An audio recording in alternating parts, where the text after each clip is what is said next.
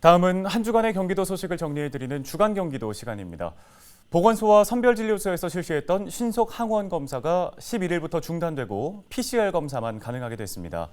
또 코로나19로 외국인을 비롯한 농촌 노동력 확보가 어려워진 가운데 코로나19 이후에도 농업 인력 부족 현상이 지속될 것이라는 조사 결과가 나왔습니다. 김호 기자가 정리했습니다.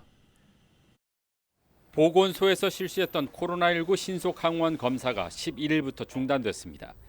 경기도는 정부 의료체계 개편에 따라 앞으로는 보건소에서 고위험군을 대상으로 PCR 검사만 진행한다고 밝혔습니다. 신속 항원 검사는 동네 병의원 2,400여 곳에서만 받을 수 있습니다.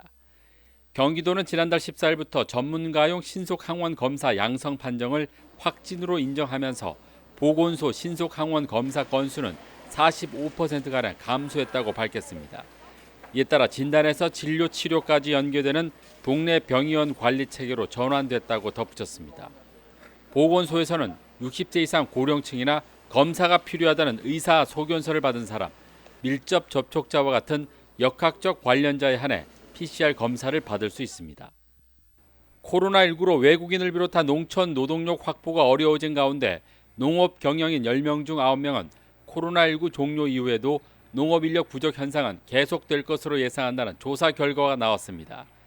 경기연구원이 지난 2월 18일부터 21일까지 전국 농업 경영인 283명을 대상으로 설문조사를 진행한 결과 응답자의 90.1%가 코로나19 종식 이후에도 일손이 부족할 것이라고 답했습니다. 농업 인력 확보의 어려움으로는 임금 상승이 20.2%로 가장 높게 나왔고 고된 노동 강도와 농가 고령화, 농번기 등의 인력 수요 급증 등을 꼽았습니다. 특히 응답자의 66.1%가 코로나19 이전보다 더 높은 수준의 인건비 상승을 경험했고 88.2%는 농가 경영에 압박을 느끼는 것으로 조사됐습니다.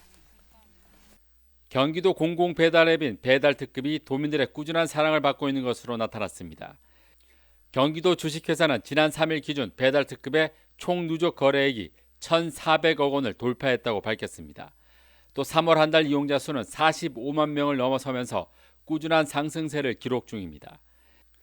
지난해 30개 시군으로 서비스 지역을 넓힌 배달특급은 가입 회원 73만 명에 5만 개의 가맹점을 확보했습니다.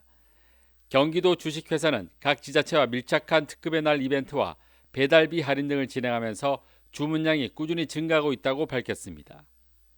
경기도 소방본부가 최근 비응급 신고가 크게 증가해 응급 환자 피해가 우려된다며 비응급 신고를 자제해 줄 것을 당부했습니다.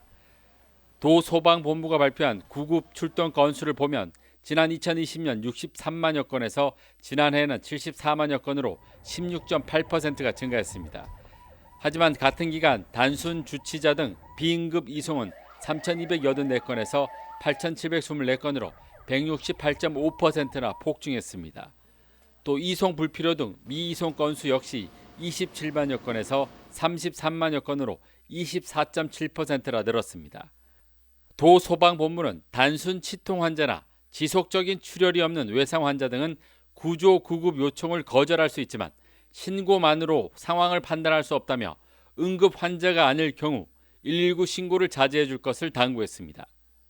헬로티비 뉴스 김호입니다.